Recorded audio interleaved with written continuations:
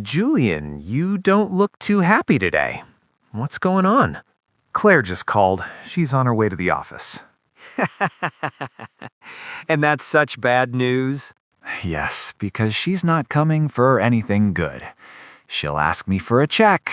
Maybe she's got another crazy idea, like turning our garden into Versailles. Who knows? And now I'm stuck thinking what excuse I can give her. I can't say I'm not here, she just called me. And I can't claim the finance office is closed, it's still morning. Julian, my dear, I knew you wouldn't dare hide from me. Dino, what a pleasant surprise to see you here. Always such a delight. The pleasure is mine, Claire. You brighten the office like the sun itself. Or like a storm cloud. You know, Claire, the company is going through some hard times right now. You remember the economic cycle we were discussing the other day? Well, it's hitting us rather hard. Relax, Julian. I didn't come to ask for money today. I was nearby shopping and thought I'd stop in to say good morning. Okay, you've said it. Now please, go home. I'm very busy today. Julian, I said I didn't come to ask for money. How else can I say it? I just have a question for you. I read something in an article today, and I'd like you to explain it to me further. Is that all? Why didn't you say so from the beginning? Please have a seat. Would you like a coffee? But you just said you were too busy today. When I said busy, I didn't mean busy, just busy. How can I be of service to my beautiful wife? This article talks about the Diderot Effect. I read it, but I didn't quite understand. Could you explain it to me? The Diderot Effect. Well, Claire, in the 18th century, a philosopher named Denis Diderot was gifted a beautiful scarlet robe.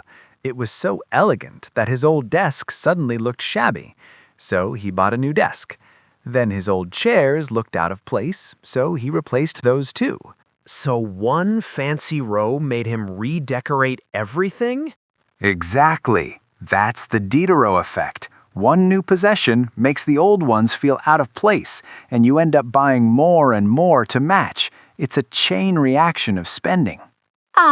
So if I buy a new hat, I'll need a new dress, new shoes, maybe even new jewelry to match. Oops, I saw that coming. And I told you, Dino, didn't I? You know, Claire, we recently acquired a company, and we are short on cash right now. Relax, Julian. I was only teasing. So tell me, is the Diderot effect the reason that the more we pay our staff, the more stressed they seem to be about money? In a way, yes. The Diderot effect explains why higher income often leads to lifestyle upgrades.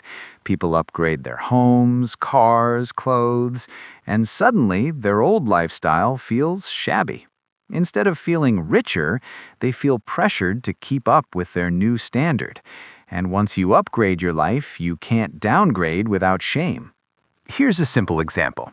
A person receives a $10,000 salary raise.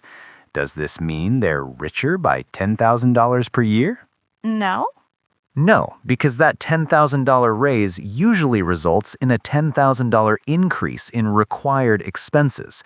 A better car, a bigger apartment, new furniture. The raise disappears into upgrades. So it's not a raise, it's just permission to spend more. That's the trap. The Diderot effect makes people believe they're richer, but in reality, they spend their future freedom to look like they've already arrived. If you earn $10,000 and spend $9,000, your freedom gap is $1,000. If you earn $50,000 but spend $49,000 to look successful, your freedom hasn't grown at all. Your leash just got more expensive. So if a better salary doesn't make you rich, what does? Think of every dollar as a worker, Claire. When you buy a Diderot-style upgrade, a car you don't need, a watch to impress people you don't like, that worker is dead. He's gone. But when you invest that dollar, that worker goes to work. He has children. Those children have children. Eventually, you have an army of workers. That is when you escape the rat race and start being a free man. So, when I buy a dress for $100,000, it's like laying off 100,000 workers? That's right.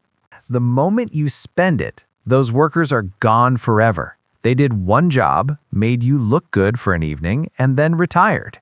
But if you invest that sum, those workers go out into the world to build something, and eventually you end up with an army of workers. And how do these workers have children? That's a very good question, Claire, but that's a topic for another episode.